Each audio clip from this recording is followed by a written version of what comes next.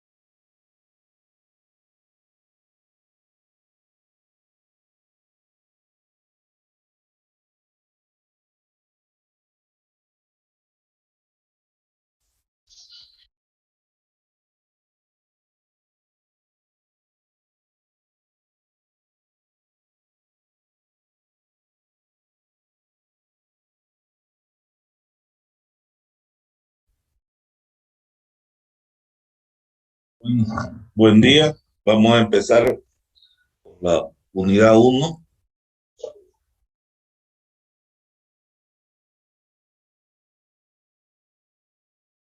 El tema que vamos a ver hoy día es tensiones normales y cortantes simples en sistemas isostáticos.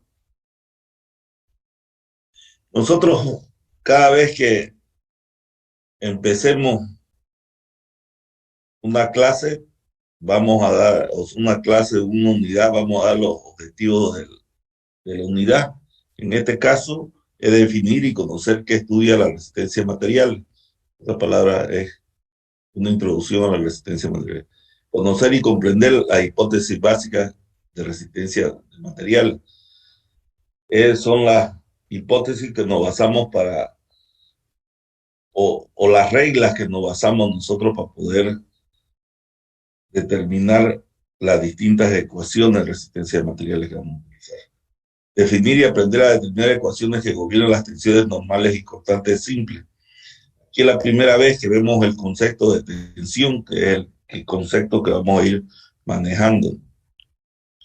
Aprender a resolver ejercicios aplicando las ecuaciones de tensiones normales y constantes simples. Vamos a resolver algunos ejercicios y vamos a hacer su primer dimensionamiento de una pieza sometida a tensión normal o cortante, no cortante, ¿no?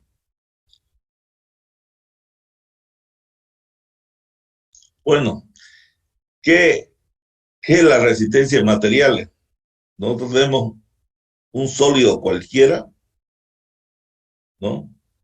Que está sometido a un sinfín de carga.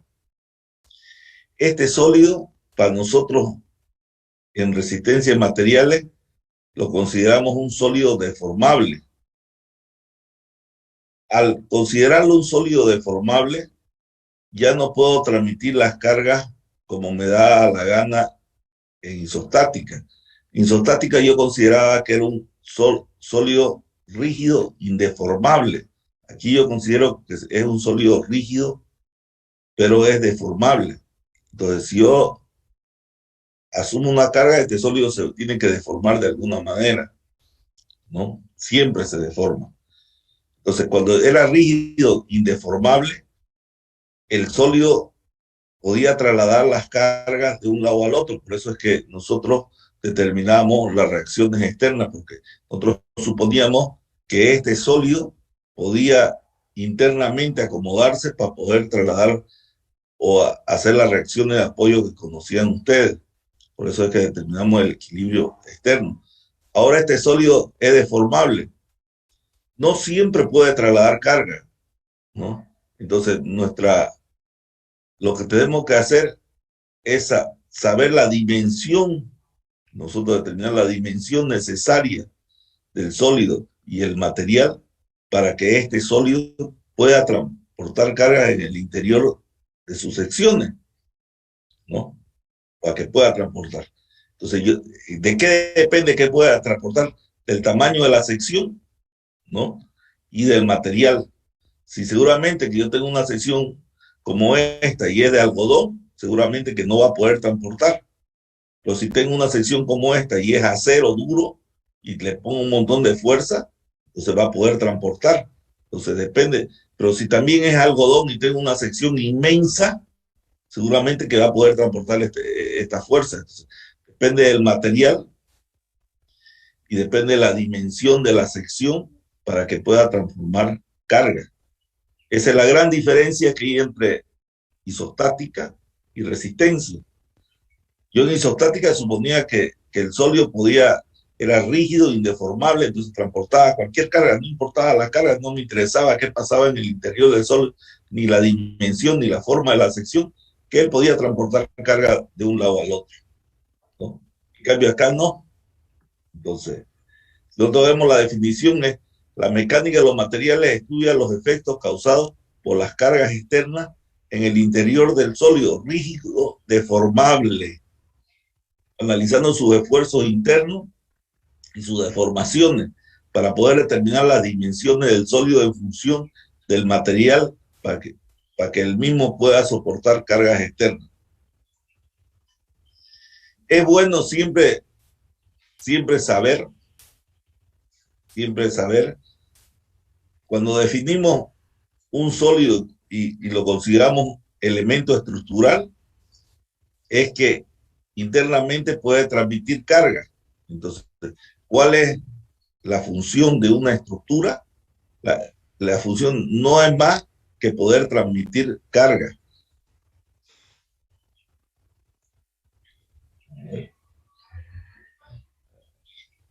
Por ejemplo, estos son elementos estructurales que nosotros conocemos: losa, viga, columna, fundación y suelo, por último, los de abajo. Entonces, si yo tengo carga en una losa, esta losa tiene que ser capaz de poder transmitir carga en el interior de él. Sus cargas las transmite a una viga. De esta viga se transmite la carga a una columna. De las columnas se transmite la carga a una fundación, y de la fundación se deposita la carga en otra estructura que por eso estudia, es el suelo, ¿no? ¿Ya? Y ahí queda depositada. Entonces, una estructura no es más que un elemento, un sólido que puede transmitir carga, ¿no? Eso, eso es un sólido, ¿no?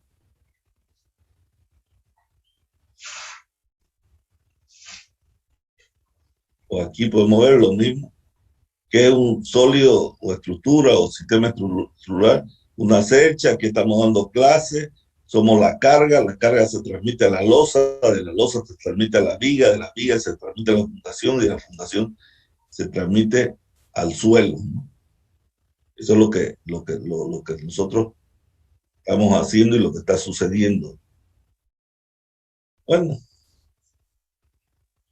entonces, nosotros, en resumen, vamos a estudiar qué sucede en el interior del sólido, en deformación y tensión, dependiendo del material y dependiendo de la dimensión de la sección que adoptemos, para que estas cargas se puedan trasladar y puedan funcionar como estructura. Para que un elemento se considere estructura, tiene que cumplir tres condiciones básicas. Una es la resistencia, otra es la rigidez y otra es la estabilidad. Entonces, ¿qué es la resistencia? La resistencia no es más que la capacidad que tiene un sólido o un elemento de no romperse, no romper, así de sencillo.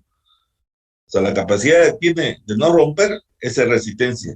¿Cuánto aguanta sin romper? Eso lo consideramos resistencia. ¿Qué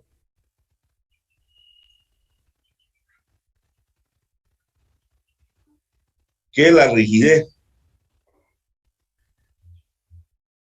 La rigidez es la capacidad que tiene un sólido de tener pequeñas deformaciones controlables.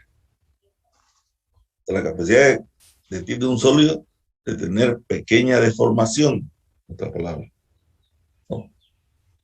Entonces, si yo tengo, por ejemplo, esta viga de un techo media agua, que lo que nos interesa a nosotros es que nos cubra del sol y de la lluvia, este techo, esta viga tiene que ser poco deformable para que este techo no se deforme, porque yo supongo que me va a cubrir el sol, y cuando haya lluvia, el agua la voy a trasladar a una parte donde no les estorbe a las personas que están jugando o las que están sentadas así. Pero generalmente en la realidad, en la realidad sucede que estas vigas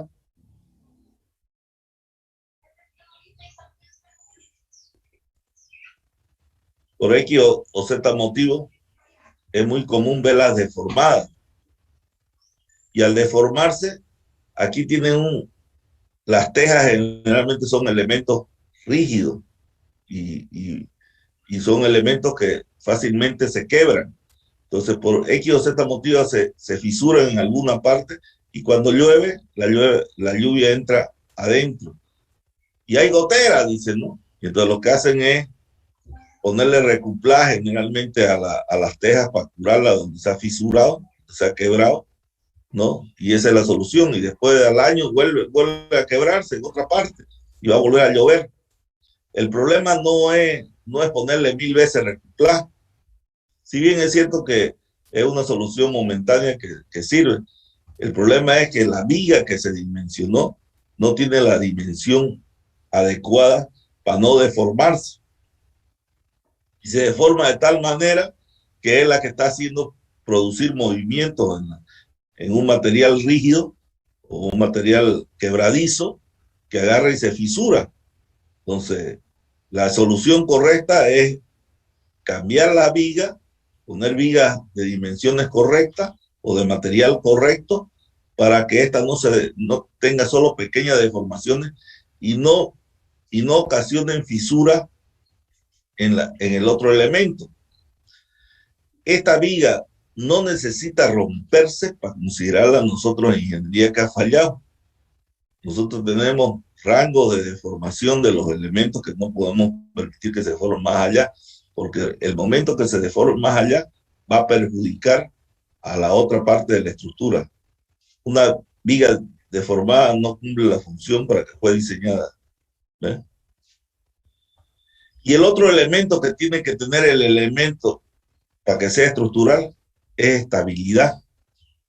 Si bien es cierto que yo tengo un elemento rígido totalmente y, y, la, y le aplico una fuerza, este se vuelca, este elemento no ha cambiado de dimensión, o sea, no se ha deformado ni se ha roto, pero ha perdido su capacidad de equilibrio. Entonces, para mí falla también este elemento. Si yo tengo una viga acá y tengo dos apoyos que lo conocemos móviles y le aplico una fuerza horizontal, esta viga va a poder desplazarse. Entonces, al poder desplazarse tampoco nos cumple. Por eso es necesario un apoyo fijo para que no pueda moverse horizontalmente. Entonces, un elemento que no se rompa ni se deforme, si no es estable, tampoco no me sirve. Entonces, por eso yo busco elementos estables. Entonces, toda estructura tiene que ser estable. Entonces, cualquier elemento, cualquier estructura, para poder considerarla, cualquier sólido, para poder considerarlo estructura, necesariamente tiene que cumplir las tres condiciones. Tiene que no romperse, tiene que tener deformaciones controladas y tiene que ser además estable. Ese elemento recién le puedo considerar un elemento estructural. Y un sistema es una unión de varios elementos, varios elementos estructurales unidos de tal forma que siga manteniéndose la estabilidad de la estructura, ¿no? del conjunto. Bueno, entonces, resistencia, capacidad que tiene el interior del sólido rígido deformable de soportar cargas antes de romperse. Capacidad que tiene el interior, rigidez, capacidad que tiene el interior del sólido rígido deformable de poder soportar pequeñas deformaciones sin fallar o comprometerla a la función para la cual fue diseñada el sólido. Estabilidad, la capacidad que tiene el sólido rígido deformable de mantener su equilibrio estático ante la presencia de cargas externas sin que haya desplazamiento, vuelcos o abolladuras, ¿no? Entonces, con esto hemos tratado de dar una ubicación de lo que vamos a estudiar. Ahora, ¿qué es lo que vamos a estudiar nosotros este curso? Nosotros, ¿dónde está? Sí.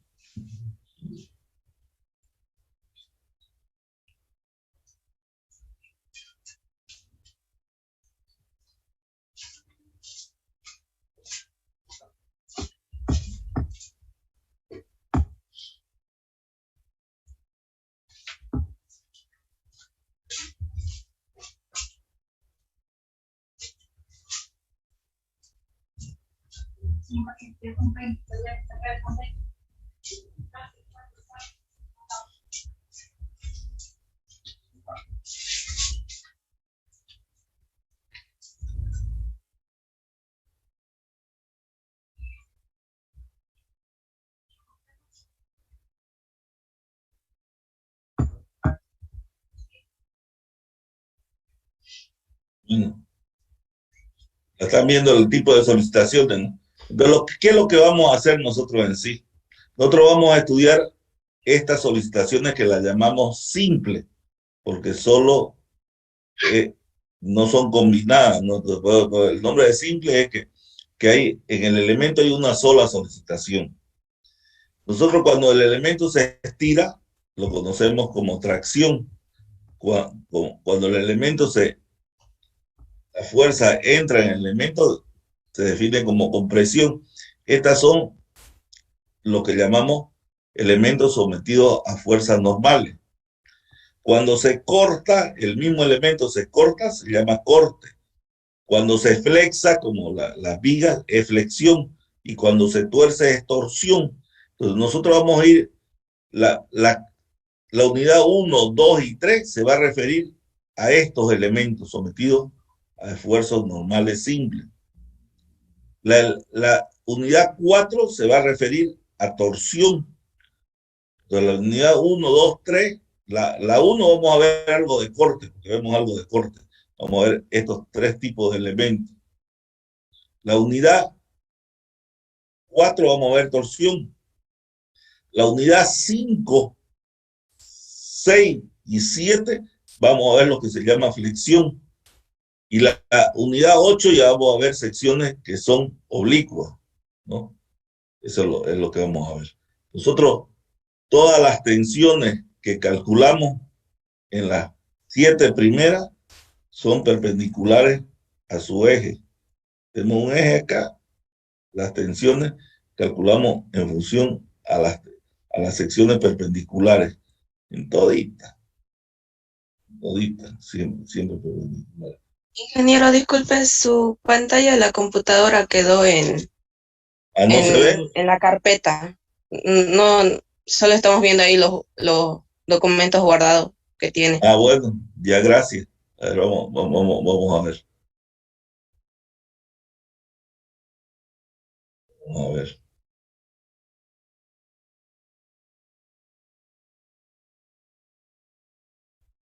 Vamos a ver. Aquí está.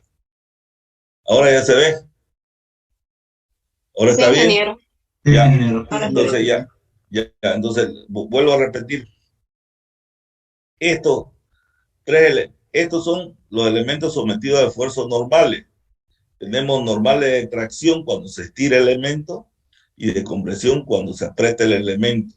Esto se llama elemento normales simples o sometidos a esfuerzos normales simples. Estos elementos es corte simple. Lo estoy cortando. Si yo tengo una sección aquí, una sección aquí, uno está cortando para un lado y el otro para el otro lado. Esto está corte. Cambio, si yo pongo una sección aquí, este está tironeando, ¿no? Está traccionando. Y si pongo una sección aquí, está comprimiendo. Todos los esfuerzos que yo analizo son perpendiculares a la sección. Si este es su eje de la barra, siempre van a ser perpendiculares a la sección. Igual si este es el eje de la barra, el esfuerzo que estoy analizando es perpendicular a la sección. Igual en viga, después voy a ver torsión, siempre perpendiculares a la sección estoy torciendo. Igual en viga, estoy estudiando secciones perpendiculares a la sección. Bueno, le decía, estas tres son capítulo 1, capítulo 2, capítulo 3, que vamos a ver, que la vemos en conjunto. Unidad 1, unidad 2, unidad 3. Esta es la unidad 4. Esta es la unidad 5, 6 y 7. Y la 8, vamos a ver ya no los planos perpendiculares, sino vamos a ver las tensiones en cualquier plano oblicuo. Ya no me importa que sea perpendicular, sino yo voy a poder estudiar las tensiones en cualquier plano oblicuo, ¿no? Por eso lo llamamos, a esto lo llamamos, que es la unidad 8, y es lo que vamos a ir estudiando. Entonces, lo primero que vamos a estudiar nosotros son las fórmulas, vamos a pillar las ecuaciones de tensión, tanto para esfuerzos normales como para cortantes. Después vamos a hallar, en la unidad 2, vamos a hallar las deformaciones, tanto para tensiones normales y cortantes. No, después vamos, en unidad 3, lo único que va a diferenciar es que nosotros estos elementos los estudiamos isostáticos. En la unidad 1 y en la unidad 2, en la unidad 3 ya los estudiamos hiperestáticos. En la unidad 4 estudiamos torsión para sistemas isostáticos y para sistemas hiperestáticos. Torsión tanto en tensión como deformación. Aquí en flexión solo estudiamos nosotros las tensiones, las deformaciones se le estudia en resistencia 2. Nosotros estudiamos solo tensiones, no estudiamos deformaciones. Y después, en la última unidad, ya estudiamos los planos oblicuos. Eso es lo que vamos a estudiar. Pero para poder estudiar eso, lo primero que tengo que conocer son lo primero que tengo que conocer son las hipótesis básicas.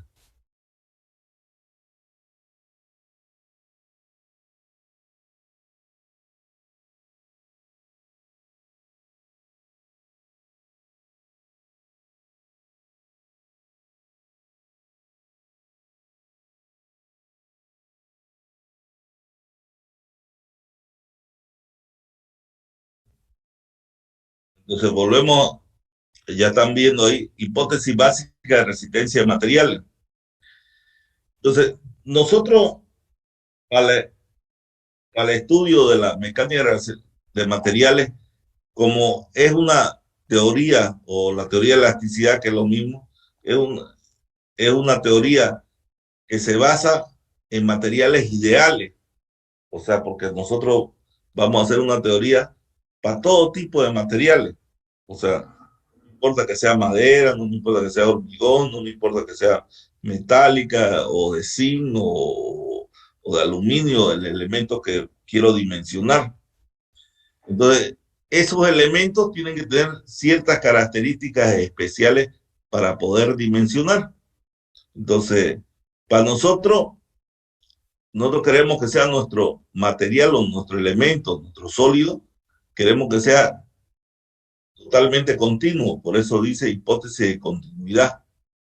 Y nosotros hacemos suposiciones, si bien es cierto que en la realidad no se presenta, pero a mí me interesa suponer que son continuos, porque si no, no podría dimensionar, tendría que dimensionar para cada sitio, ¿no? Entonces, se supone que el material llena totalmente el volumen que ocupa. La teoría atómica de la composición discreta de la materia no se la toma en consideración. Y ejemplo del hormigón. El hormigón, porque el hormigón es una composición de cemento, arena, grava, agua, y en ninguna parte es continuo el hormigón, es totalmente discontinuo. Pero nosotros, para poder calcularlo, vamos a considerar que es continuo y se llama hormigón, y lo que nos interesa calcular son las tensiones y las deformaciones. Entonces, nosotros suponemos que el material que estamos estudiando es totalmente continuo, ¿no? Después dice, para que vean que mi material es especial, dice que tiene que cumplir la hipótesis de homogeneidad. Homogéneo quiere decir igual. Entonces, se supone que dos testigos extraídos del mismo material, uno de acá, otro de acá, todas sus propiedades físicas y mecánicas tienen que ser las mismas. No pueden ser distintos, porque si no, tendría que hacer una teoría de cálculo para esta sección y otra para esta sección y otra para esta. Entonces, yo tengo que suponer que todo el material es homogéneo, es igual. Entonces, cuando estoy hablando de propiedades físicas iguales, estoy hablando de color, olor, peso, todo lo que es físico. Y cuando estoy hablando de propiedades mecánicas, estoy hablando de tensiones y deformaciones. Todas, todas esas tienen que ser iguales. Tienen que tener estos elementos, tienen que tener la capacidad de resistir igual. No puede resistir lo menos. O sea, no puede resistir esto una cosa y esta resistir otra cosa. Tiene que resistir lo mismo, tiene que aguantar lo mismo. Entonces, esa es la hipótesis de igualdad de los distintos elementos. Pero es más, yo ya quiero que sea continuo, he dicho que sea continuo y que sea igual. Pero, ¿qué dice? ¿Qué es la isotropía? Es la igualdad, pero de un mismo elemento, pero en todas sus direcciones. Aquí era este con este. Ahora yo quiero este elemento que sea igual en todas sus direcciones. Si yo lo jalo para acá, tiene que ser lo mismo que yo lo jale para acá, tiene que alargarse o achicarse o resistir lo mismo. Entonces, se supone que un testigo extraído de un material, todas sus propiedades físicas y mecánicas tienen que ser igual en todas sus direcciones. O sea, en otras palabras, estoy diciendo que tiene que ser un material perfecto, que tiene que ser homogéneo, tiene que ser continuo, tiene que ser homogéneo y tiene que ser isótropo, el material que yo quiero estudiar. Entonces, yo estoy idealizando un material. El material que más cumple esto es el acero dulce, ¿no? El que más cumple. Los otros materiales nosotros tenemos que acercarnos al comportamiento para poder dimensionarlo. Por eso vienen las tensiones admisibles, porque hasta cierto punto podemos hacerlos trabajar nosotros para que cumplan esas condiciones, después no cumplen. Y nosotros solo trabajamos con el material hasta donde cumplen las condiciones que nosotros queremos y le imponemos. Bueno, después viene la hipótesis de rigidez. Se supone que las deformaciones son pequeñas con relación a las dimensiones del cuerpo deformado. Esta deformación es pequeña con respecto a él. Entonces, ya cuando vean hormigón, metálica, madera, van a ver qué me permite deformarme, ¿no? Entonces yo no puedo crear elementos que se deformen más de lo que me permite la teoría. Entonces eso no lo vamos a ver nosotros como concepto, es que las deformaciones son pequeñas en relación a la dimensión del elemento. Ese es nuestro concepto, porque nosotros vamos a utilizar. Donde van a ver los parámetros, cuánto es esta deformación, porque me interesa saber cuánto le va a permitir deformarse, eso lo van a ver con tal el tipo de material. Si es metálica va a ser un valor, si es hormigón otro, si es madera va a ser otro. Y lo van a conocer el valor admisible, lo máximo que ustedes pueden deformar esta estructura, ¿no? Pero en sí el concepto que es pequeño, ese es el concepto, ¿no? Además tenemos que considerar que mi material es elásticamente perfecto. ¿Qué quiere decir que es elásticamente perfecto? Que en su proceso, cuando yo deformo un elemento y le quito la carga, al retirar la carga, este tiene que recuperar totalmente su deformación. Esa es la hipótesis de elasticidad perfecta. Si esta fuerza era cero, mi deformación era cero. Si esta fuerza era distinto de cero, se producía una pequeña deformación.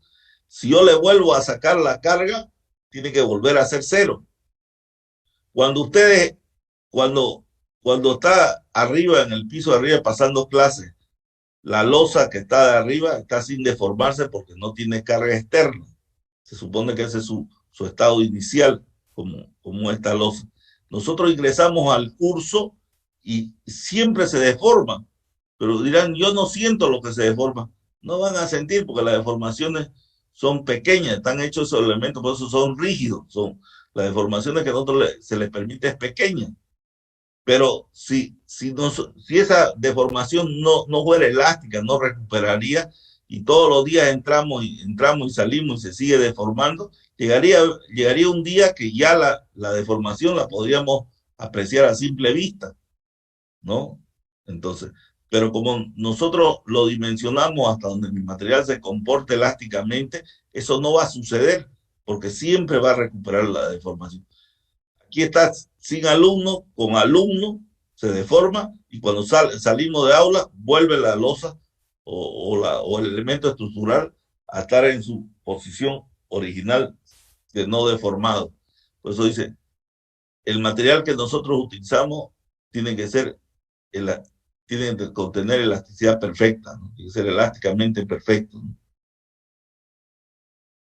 Otra cosa importante que nos basamos nosotros es en la dependencia lineal entre carga y deformación. Por eso viene la hipótesis de dependencia lineal entre carga y deformación.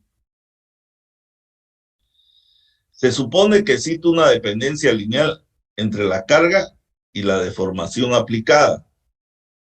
¿Ya? ¿Qué quiere decir?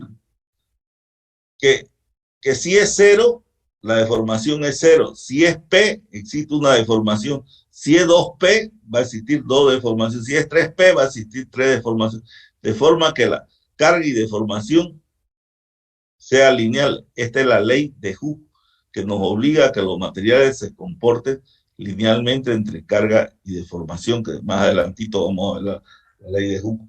Pero la ley de Hooke se basa en la hipótesis de dependencia lineal entre carga y deformación. Esta hipótesis nos lleva consigo a que nosotros podamos enunciar el principio de superposición de efectos, que esto es importantísimo, el principio de superposición de efectos. Las estructuras no solo están sometidas a un tipo de carga, sino están sometidas a muchos tipos de carga. Uno es la carga muerta, el peso propio del elemento; otra carga es la carga viva, que somos nosotros, digamos, todo lo que pongas carga momentánea, que se retira, carga viva, lo llamamos la carga momentánea, nosotros en un aula, ¿no? Que somos carga que va cambiando todo el rato, carga viva.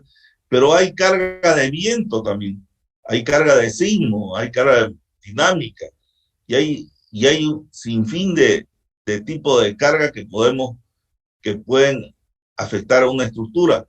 Entonces, si nosotros a un elemento le sometemos a un montón de carga y queremos saber qué fuerzas internas pasan por intermedio, es complicado si lo hacemos todas en conjunto. Entonces, una forma sencilla de hacer es superponer las cargas, que todo va a dar igual. Por ejemplo, dice, se considera que el efecto producido por un conjunto de cargas externas a una estructura, un conjunto de cargas, P, M, Q, ¿no? Es igual a la suma de los efectos producidos por cada uno de ellas. Nosotros podemos separarlo y calcular independientemente cada uno de los efectos de la carga, que la suma va a dar lo mismo. Por ejemplo, esta reacción 0 tiene que ser igual a la reacción 1 más la reacción 2 más la reacción 3. Este valor de momento aquí tiene que ser igual al valor de momento M1, M2 y M3. El cortante, cualquier cosa que yo estudie, yo las puedo independizar las cargas y puedo sumarlo después los efectos, que me va a dar lo mismo, o sea, me va a dar el efecto total. La diferencia es que calcular simplemente, o un momento, o esto es mucho más fácil que calcular con todo el volumen, ¿no? Con todos los estados de carga. Entonces, hay veces que en vez de calcular esto, el conjunto que yo me estoy chipando, yo lo puedo independizar y sé que la suma de los efectos va a ser el mismo. Por eso el principio de superposición de efectos es importantísimo. Estoy calculando cosas complicadas. Bueno, pero no basta con eso. Viene la hipótesis de Bernoulli y la hipótesis de Saint-Venant, que son dos hipótesis importantes para poder determinar las tensiones y las deformaciones en las vigas que tengo que asumir. Aquí tengo un video para que lo miremos.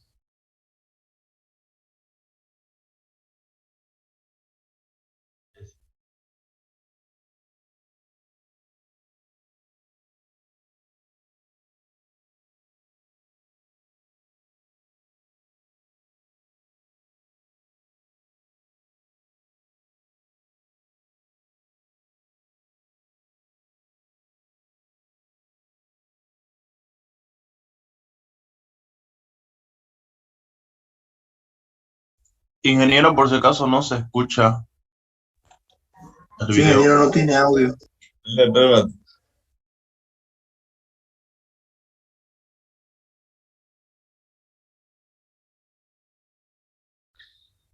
No se escucha. Bueno, lo vamos a hacer escuchar. Creo que tienen que habilitar. No, compartir sonido. No es más. No le puse compartir sonido. El sólido mostrado Ahora se es de escucha. sección constante en toda su altura y se somete a una carga axial P actuando en su eje centroidal. Al aplicar P en una rebanada cercana al punto de aplicación de la fuerza, las deformaciones no son uniformes, encontrándose valores mayores en la zona central de la sección. Sin embargo, a medida que tomamos rebanadas más alejadas de la carga, las deformaciones se hacen más uniformes. Ya que los esfuerzos son proporcionales a las deformaciones, en las rebanadas cercanas a la carga, la distribución de esfuerzos no es uniforme, notándose esfuerzos mayores en las zonas cercanas al eje centroidal. A medida que las rebanadas se alejan de la carga aplicada, los esfuerzos se hacen prácticamente constantes en toda la sección transversal. Si al mismo sólido ahora le colocamos una plancha rígida en la parte superior y aplicamos P en su eje centroidal, observaremos que la deformación se hace uniforme en todo el elemento, y por consiguiente la distribución de esfuerzos en cualquier sección transversal será también uniforme e igual al cociente entre la carga P y el área de sección transversal A. Consecuentemente, la deformación será también constante, e igual al cociente entre el esfuerzo y el módulo de elasticidad del material. Como en realidad las cargas no son puntuales sino distribuidas, y las deformaciones son uniformes cuando están alejadas de ellas, se puede asumir que si una fuerza normal P está aplicada en el eje centroidal de un elemento de sección cualquiera, los esfuerzos y las deformaciones son constantes e iguales a las expresiones antes indicadas. ¿Qué quiere decir? Lo que quiere decir en resumen Bernoulli, dice, si yo aplico una carga, la deformación, si este elemento no es rígido, no es totalmente rígido, su deformación va a ser así, irregular. Yo esto no puedo considerarlo irregular, porque si no tendría que hacer una teoría totalmente distinta, y mi teoría generalmente es lineal. Entonces, Bernoulli dice, los elementos que yo estoy estudiando he partido que son sólidos rígidos, deformables pero rígidos. Ese es el principio. Entonces yo tengo que considerar si es cierto que en el punto de aplicación se deforma de esta manera, yo tengo que considerar que las deformaciones son planas y perpendiculares a las barras, ¿no? Entonces, Bernoulli dice, yo no voy a calcular así, yo voy a calcular así, con las deformaciones planas y perpendiculares a las barras. Si bien es cierto que si yo tengo un elemento y lo someto a una carga, voy a tener deformaciones y cuando se vaya alejando de la sección, va a volverse plano, como yo consideraba. Pero desde el principio yo no considero las deformaciones de este tipo, considero las deformaciones planas y perpendiculares a la barra. Y eso, se supone que las secciones planas trazadas perpendicularmente al eje de las barras, alejadas un poco del punto de aplicación de las cargas, en el proceso de su deformación se mantienen planas y perpendiculares a dicho eje. Eso es lo que explicaba el video que vimos, eso es lo que explicaba. Si yo aplico la carga, la rebanada no van a ser planas, va a haber una deformación, ¿no? Va a haber una deformación. Pues si me alejo, la deformación se va a perder y va a ser plana. Entonces él dice, Entonces, y esto me va a llevar a que la distribución de la carga es uniforme. Entonces, después dice, es como si tuviera una plancha que me uniformiza la carga. Entonces, yo tengo que suponer que la deformación son planas y perpendiculares a la barra. Eso es lo que trata de explicar el video que hemos visto. Lo volvemos a ver para que lo entendamos ahora mejor.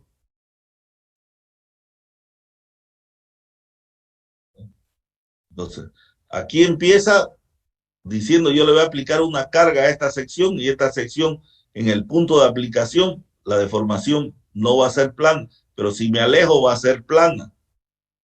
Eso es lo que dice. Entonces la distribución de tensiones cerca del punto de aplicación tampoco no va a ser uniformemente repartida, pero más allá de la sección va a ser uniformemente repartida. Entonces él pone como es rígido el elemento, pone como si tuviera una plancha acá y le aplica la fuerza. Entonces él dice la distribución tiene que ser plana y perpendicular a la barra. El sólido mostrado es de sección constante en toda su altura y se somete a una carga axial P actuando en su eje centroidal. Al aplicar P en una rebanada cercana al punto de aplicación de la fuerza, las deformaciones no son uniformes, encontrándose valores mayores en la zona central de la sección. Sin embargo, a medida que tomamos rebanadas más alejadas de la carga, las deformaciones se hacen más uniformes. Ya que los esfuerzos son proporcionales a las deformaciones, en las rebanadas cercanas a la carga, la distribución de esfuerzos no es uniforme, notándose esfuerzos mayores en las zonas cercanas al eje centroidal. A medida que las rebanadas se alejan de la carga aplicada, los esfuerzos se hacen prácticamente constantes en toda la sección transversal. Si al mismo sólido ahora le colocamos una plancha rígida en la parte superior y aplicamos P en su eje centroidal, observaremos que la deformación se hace uniforme en todo el elemento, y por consiguiente la distribución de esfuerzos en cualquier sección transversal será también uniforme e igual al cociente entre la carga P y el área de sección transversal A. Consecuentemente, la deformación será también constante, e igual al cociente entre el esfuerzo y el módulo de elasticidad del material. Como en realidad las cargas no son puntuales sino distribuidas, y las deformaciones son uniformes cuando están alejadas de ellas, se puede asumir que si una fuerza normal P está aplicada en el eje centroidal de un elemento de sección cualquiera, los esfuerzos y las deformaciones son constantes e iguales a las expresiones antes indicadas. Bueno, estas expresiones las vamos a sacar más un ratito. O sea, no hay mayor problema. Ahorita no las conocemos, nosotros estamos... Entonces, la hipótesis la de Bernoulli se refiere a las deformaciones y la de Saint-Venant se refiere a la otra parte que dice él, la distribución de tensión. Si yo aplico cerca del punto de aplicación, la respuesta va a ser así de las cargas. Pero yo tengo que considerar que la carga tiene que ser uniformemente repartida. Se supone que al aplicar una carga en una sección plana y perpendicular al eje la respuesta en otra sección un poco alejada del punto de aplicación es una carga uniformemente repartida en toda la sección de esa. Esa es la hipótesis. Esto es lo real y esta es la hipótesis. Son lo que nosotros vamos a considerar.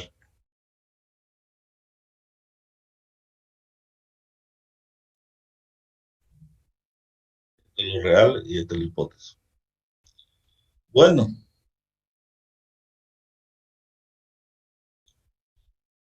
Ya hemos visto, entonces, deformaciones planas y perpendiculares es la hipótesis, lo que nosotros no va a valer, lo que desde aquí adelante vamos a considerar, esto no vamos a considerar. Distribución de carga uniforme en la sección. En base a eso, podemos comenzar a definir qué son los esfuerzos internos, ¿no? Entonces, ¿qué son los esfuerzos internos? En primer lugar, vamos a definir qué es la tensión normal o esfuerzo interno normales. Entonces, sea una figura cualquiera, un elemento cualquiera, si lo sometemos a una carga N y queremos saber la respuesta en esta sección, si aplicamos la teoría o la hipótesis de Saint-Venant, si aplicamos la hipótesis de Saint-Venant, nosotros sabemos que la distribución, la respuesta de este N va a ser unas cargas uniformemente repartidas, ¿no?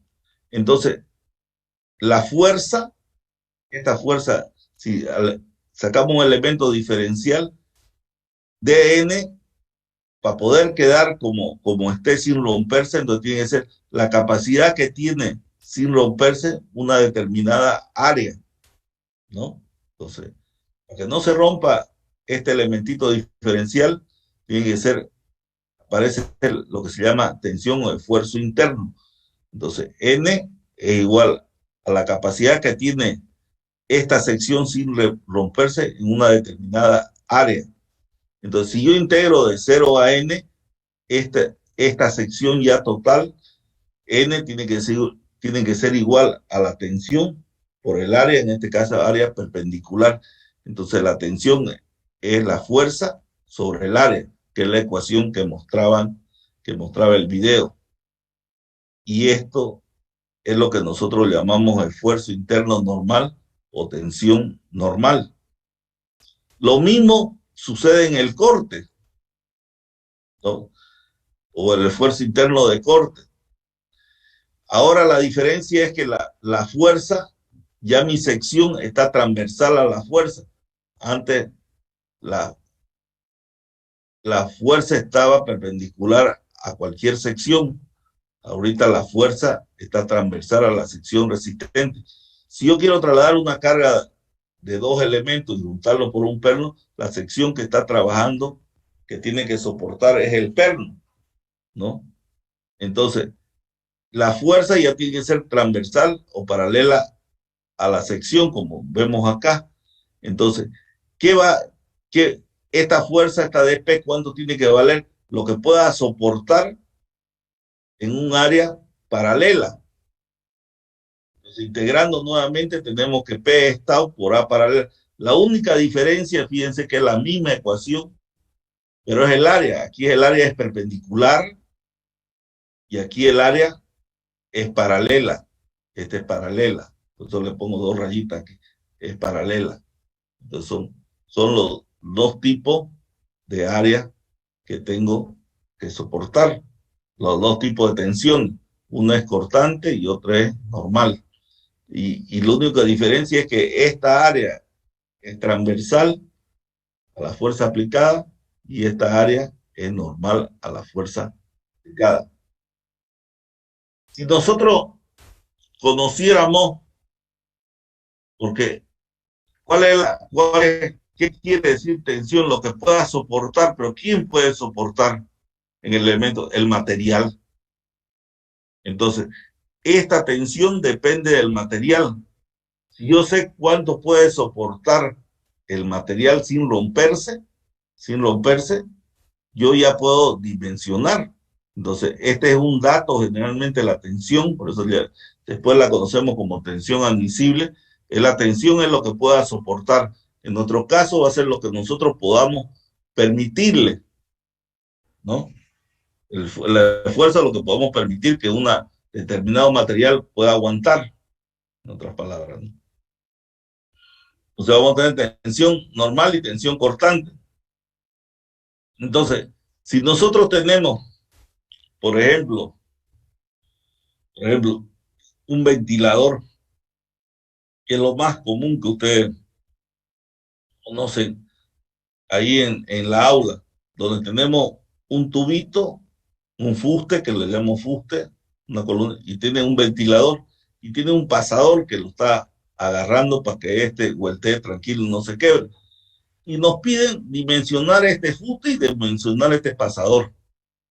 Pero para eso nos dan la tensión admisible, normal, y la tensión admisible de corte. Y el peso del ventilador, dice, la carga que va a soportar esta estructura es 180 kilos. Y nos piden hacer nuestro primer dimensionamiento. Dimensionar el fuste y dimensionar el pasador, ¿no? El fuste es un tubo que su dimensión es D chica, es 0,90 de D grande. Nos piden, quieren saber qué sección tiene que tener el fuste y qué sección tiene que tener el pasador. Y yo cuento con estas dos ecuaciones, tensión normal y tensión cortante. Entonces, lo primero que tengo que hacer si yo quiero dimensionar este fuste es saber qué fuerza interna, por eso estudio isostática, qué fuerza interna está pasando por este fuste. O sea, si yo corto acá, yo quiero saber qué fuerza está trabajando aquí. En este caso, porque es muy sencillo el ejercicio, yo corto entonces, yo voy a cortar, voy a dimensionar primero el fuste, voy a cortar, yo sé que pesa 180 kilos, entonces sé que está pasando 180 kilos, entonces ese viene, conozco la tensión admisible porque es lo que esto me da el laboratorio y ya puedo despejar. Ah, yo sé que el área perpendicular es una sección hueca y esta es la fórmula, ¿no? Reemplazando los datos, tengo que esta es la fórmula de mi área. Si yo tengo tensión admisible N sobre A, yo puedo despejar A y puedo despejar D, ¿no? Es reemplazar nomás.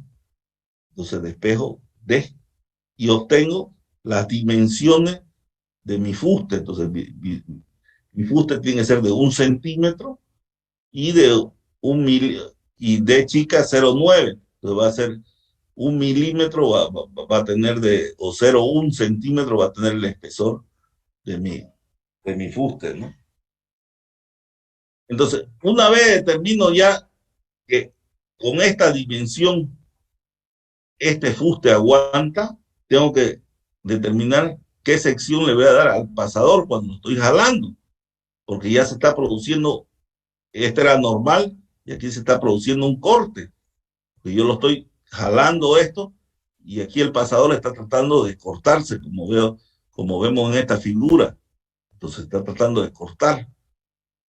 Entonces yo quiero saber qué dimensión tiene que tener, o qué dimensión tiene que ser el pasador para poder soportar esta fuerza de 180 kilos también.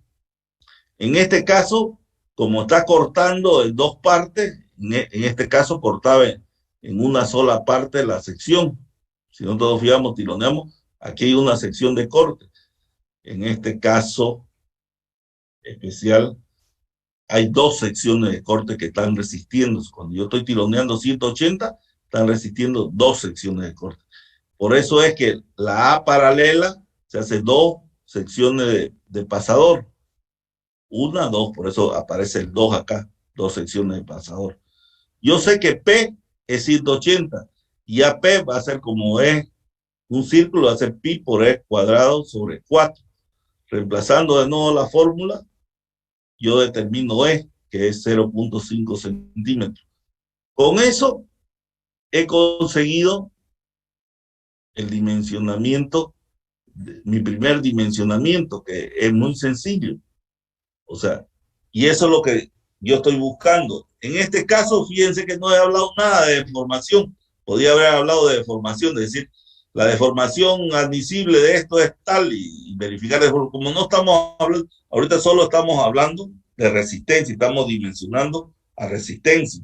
Ustedes cuando lleven metálica, madera, hormigón, que son las tres que llevan, van a dimensionar tanto a resistencia, pero también van a dimensionar a deformación.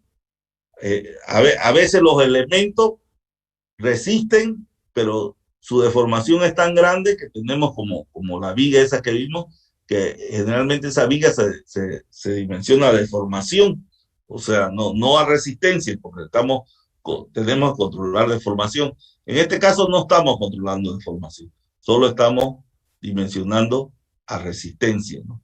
No sé si tienen alguna pregunta. ¿Está todo claro? Todo claro, ingeniero. Sí, ingeniero. Ya, bueno, sigamos entonces. Como dijimos que íbamos a avanzar harto hoy día. Bueno, si vemos Otro ejemplo 2. Ahora tenemos una columna que está sometido a una carga de 5.000 en la sección de arriba, y esta sección más abajo está sometida a una carga de 20.000 kilogramos. Y nos piden dimensionar la sección 1, una columna circular, y la sección 2, una sección cuadrada.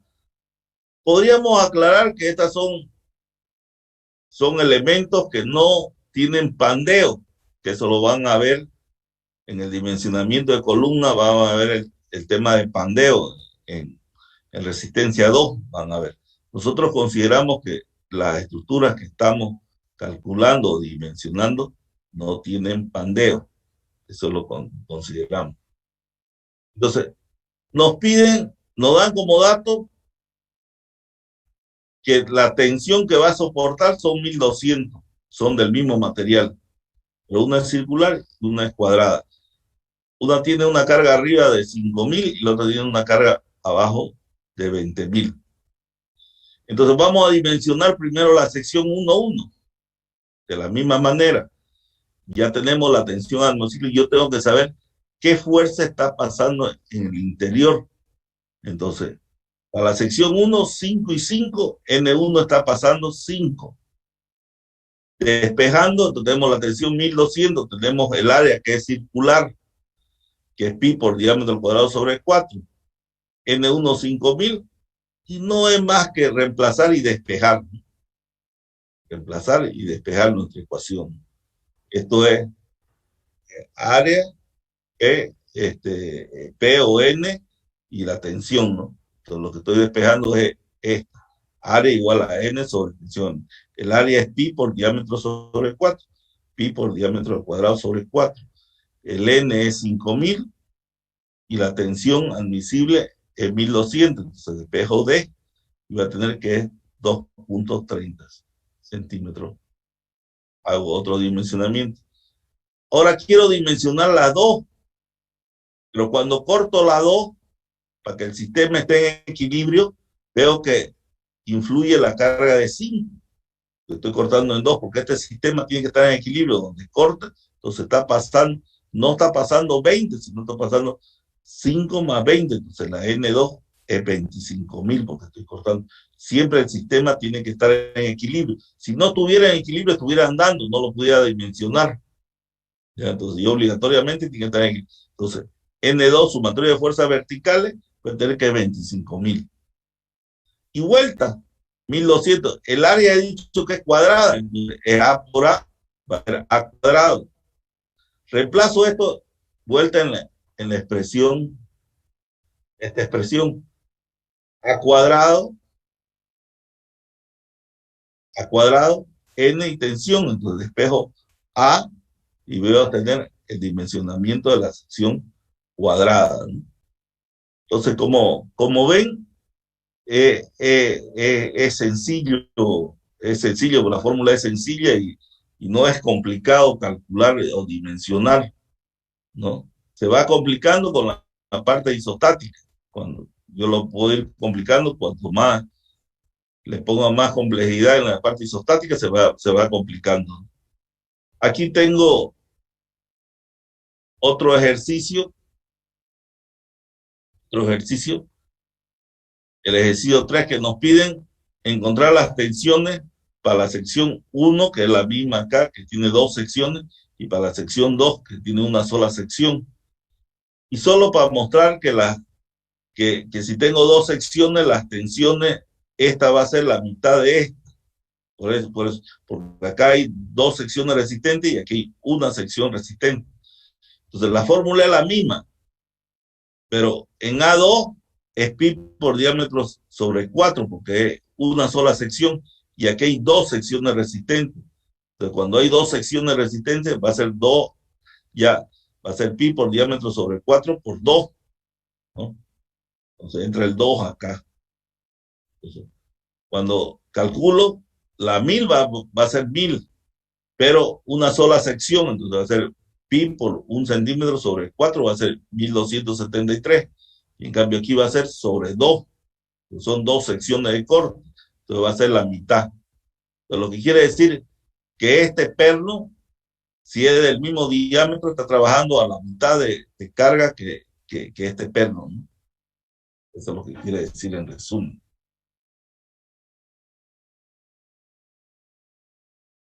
Muy común en la ingeniería es poner el mismo diámetro, si bien es cierto que acá yo podría haber calculado, si tiene capacidad de resistir 1200, este perno está trabajando suelto, digamos, ¿no?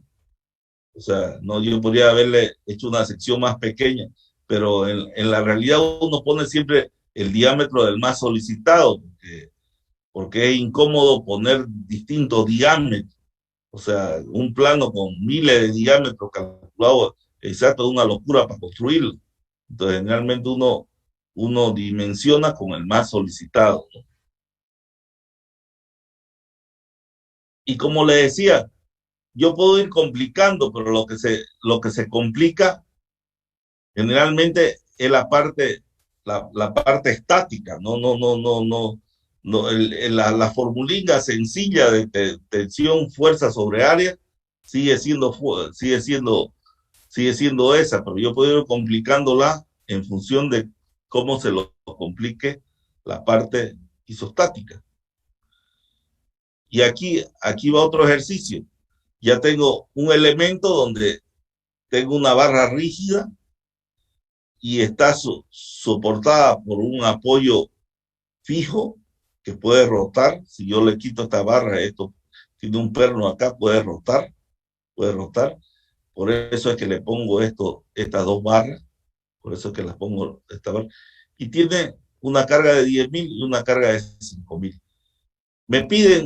Me dan los datos de las tensiones anormales y acortantes, y me dan la fuerza y me piden dimensionar la barra 1, la barra 2 y dimensionar el pasador.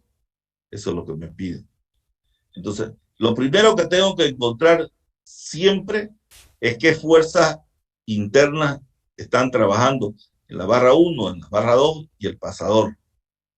Para eso tengo que discretizar esta estructura. Y esta estructura no es más que un apoyo fijo acá, que es el que rota, y acá en este punto es un apoyo móvil, como el que estamos poniendo. ¿Por qué es un apoyo fijo y por qué es un apoyo móvil? Me preguntarán. Si yo saco esta barra y lo dejo con el pasador acá, esta barra rígida, lo único que puede hacer es rotar. No puede moverse para acá ni moverse para el otro lado, pero sí puede rotar. Entonces, eso representa un apoyo fijo. En cambio, si yo saco este elemento de esta barra y quedan estas 2 barras y una chapa rígida, esta chapa rígida seguro que puede bambolear, ¿no? O sea, puede tener movimientos horizontales. Yo tengo esta barra y con 2 cositas la agarro de acá.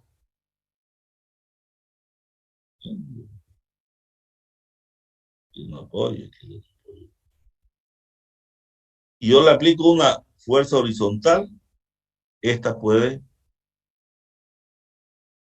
moverse. Entonces, lo único que me está restringiendo esta barra, que no se mueva verticalmente, pero sí se puede mover horizontalmente, ¿no? ¿Estamos de acuerdo? Es por eso que es apoyo móvil. En cambio, acá es apoyo fijo, ¿no? Porque está este tornillo, o aquí, y mi barra está aquí.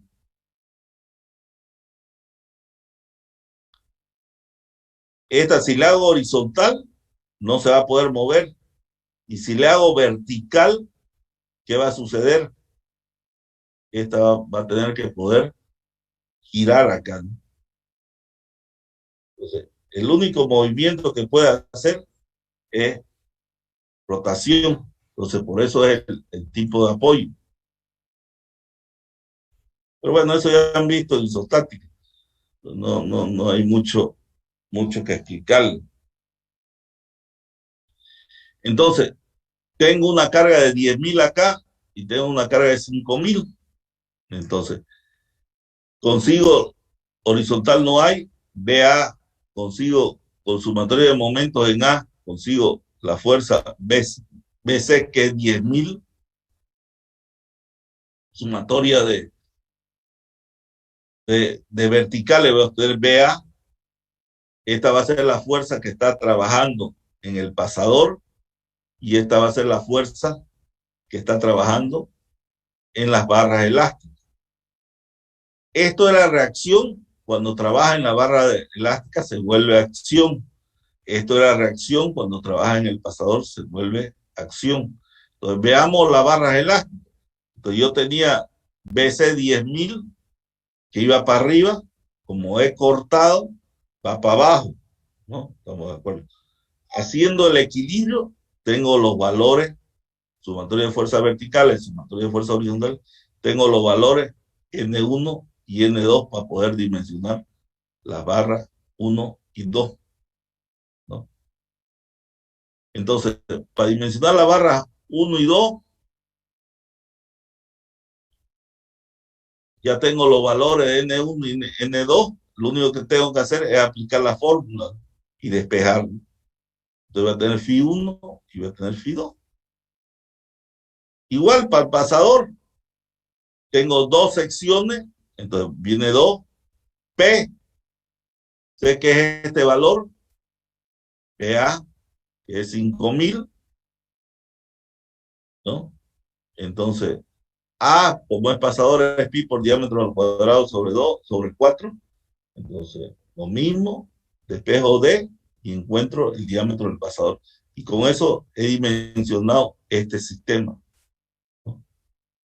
Bueno, y con eso, para que vean que uno puede avanzar harto cuando es virtual. Y aquí vamos a quedar hoy día. Yo esta información, toda esta información se la voy a enviar ahorita, en este momento se la voy a enviar para que la vayan revisando. Cualquier consulta pueden hacerla.